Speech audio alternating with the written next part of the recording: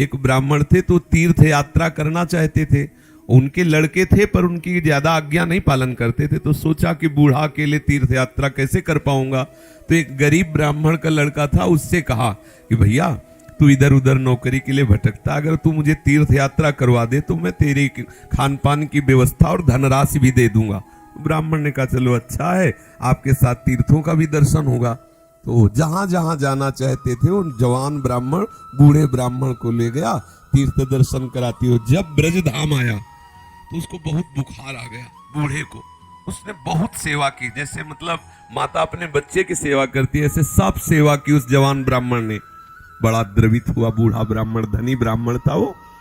तो गोपाल जी के दर्शन जब करने गया तो उसने कहा बेटा तुमने बहुत सेवा की है, तुम्हें क्या दे सकता हूं। मेरे एक बेटी है, बहुत सुंदर है बेटी, और बहुत धन संपत्ति है, मैं तुम्हें दूंगा। बोले देखो बाबा तुम तो यहाँ बोल रहे हो, घर में तुम्हारे जवान लड़के हैं, हमारी पिटाई करेंगे।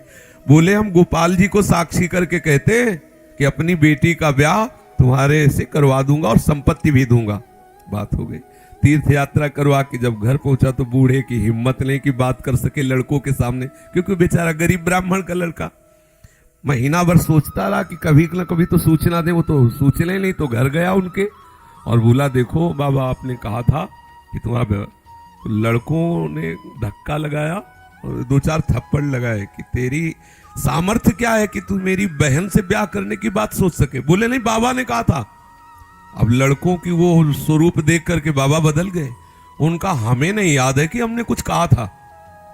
अब उसने कहा अरे नहीं तुमने तो गोपाल जी के सामने कहा था। उनका हमें याद ही नहीं कि हमने तुमसे कुछ कहा है। पीट के भगा दिया। अब उस लड़के को इस बात का बुरा लगा कि तीर्थ यात्रा करके आया और कह रहा कि मुझे याद नहीं है। अब मैं अपनी तरफ से तो कहा नहीं था ब्याह करने की, और इसने हमारा अपमान भी करवाया, अब तो ब्याह करके ही रहेंगे। उसके जिद चढ़ गई। उसने पंचायत बुलाई और पंचायत में कहा कि इसने हमें तीर्थ यात्रा के लिए प्रेरित किया, तीर्थ यात्रा ले गया, मैंने इसकी सब सेवा की, इसने ठाकुर जी के सामने मेरे ब्याह की बात कही। तो बोले कोई और गवाही दो तब बात बनेगी। बोले गवाही में तो केवल हम ही और ये बुढ़ा और ठाकुर जी थे। तो बोले अब भाई गवाही तो दो में क्या, तुम जो कह रहे हो कि इन्होंने कहा वो कह रहे नहीं कहा, तो तीसरा चाहिए। जो तीसरे में तो ठाकुर जी थे। तो बोले अगर गवाही दे दें तो ब्याह हम जबरदस्ती करवा देंगे। पंचायत पहले लगती थी गांव में, जैसे होता है ना न्यायालय, तो छोटा मोटा न्यायालय समझो गांव का। पंच लोग जो निर्णय कर देते थे फिर वही होता था। तो बुढ़े से कहा तो बुढ़ा राजी हो गया, क्योंकि उसे पता था गोपाल जी थोड़ी आएंगे। उसने कहा अगर गोपाल जी कह दे पंचों के बीच में आके कि हाँ हमारे सामने ब्याह की बात हुई थी, तो अब किसी की बात नहीं मानेंगे, हम ब्याह कर देंगे। लड़के भी राजी हो गए, क्योंकि सबको पता था कि कोई ठाकुर जी मूर्ति थोड़ी चल के आएगी। और उसने मूर्ति नहीं माना था, उसने साक्षात ठाकुर जी माना था। आया वृंदावन और ठाकुर जी का शयन हो गया था। वहां से अब वो बहुत परेशान कि अब कल तक हम रुके फिर ठाकुर जी से बात करें, तो ऐसा। अब दरवाजा बंद थे, खटखटाया, क्योंकि उसके लिए मूर्ति थोड़ी है। और कहा सुनो गोपाल जी, हम तुमसे ये पूछने आए कि वो जो वृद्ध ब्राह्मण था उसने कहा था कि नहीं तुम्हारे सामने ब्याह की बात। 2-4 बार आवाज लगाई तो वहां से तो कोई उत्तर नहीं आया। फिर बहुत जोर से बोला भड़बड़ा के, देखो हम तुम्हें चैन से सोने नहीं देंगे, हम पैदल चल के आए, भूखे हैं, और आप ब्याह की समस्या है और आपको इसका उत्तर दे। छोटी मोटी बात होती तो छोड़ देते, ब्याह की बात है। ठाकुर जी ने अंदर से कहा मूर्ति कहीं चलती है, वहां चल के जब बोले मूर्ति बोलती तो चलेगी क्यों नहीं। ठाकुर जी फंस गए। ठाकुर जी ने अंदर से कहा कि कहीं मूर्ति वहां जाके थोड़ी उड़ीसा में वहां जाके साक्षी थोड़ी देगी, मूर्ति चलती थोड़ी है। बोले महाराज जब मूर्ति बोलती है तो चलेगी क्यों नहीं। अब ठाकुर जी विवश हो गए। ठाकुर जी बाहर निकल के आए और सब सेवक लोग सुला के गए थे। समझो कितना भाव में दम है। उसने देखा बहुत सुंदर गोपाल जी साक्षात ठुमुक ठुमुक कर करके आए, नौ किशोर।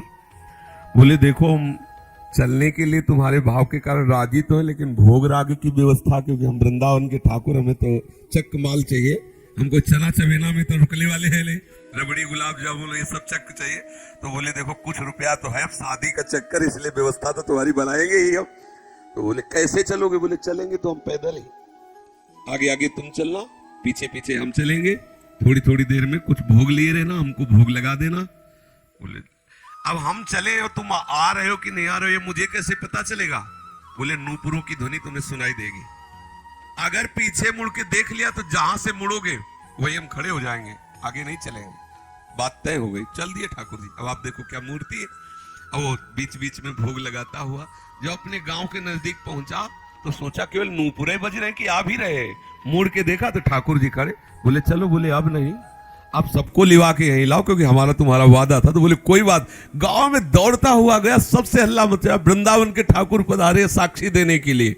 अब तो भीड़ इकट्ठा, साक्षात ठाकुर। अब सब पंच आ गए। तो अब पंचों के सामने बुढ़े को कुछ बोलने की हिम्मत नहीं रही। ठाकुर जी ने सबके सामने उस भक्त की वचन रक्षा के लिए बोले और कहा हमारे सामने का ब्याह हुआ। अब आप सोचो, अगर ये कोई बात सतयुग की नहीं है, ये बात सतयुग की नहीं है, ये कलयुग की ही बात है। हमारी श्रद्धा, हमारा विश्वास, जैसी हम भावना, अगर ठाकुर को मान लिया कि मूर्ति है तो मूर्ति ही रहेंगे। अगर मान लिया कि हम भले नहीं समझ पा रहे लेकिन हमारे ठाकुर है, तो एक दिन वो समझा देंगे कि वो ठाकुर है। जो छवि हम देख रहे हैं, राधा बाबा के पास भी ऐसी छवि थी। तो राधा बाबा से ठाकुर जी बात करते थे, ठाकुर जी मुस्कुराते थे और हमारे सामने छवि, क्योंकि हम उन्हें फोटो मानते हैं। कभी फोटो और ये बात ना माने कि मूर्ति वो साक्षात है, ऐसी भावना करे तो अनुभव में आने लगेगा कि ठाकुर साक्षात है। जी।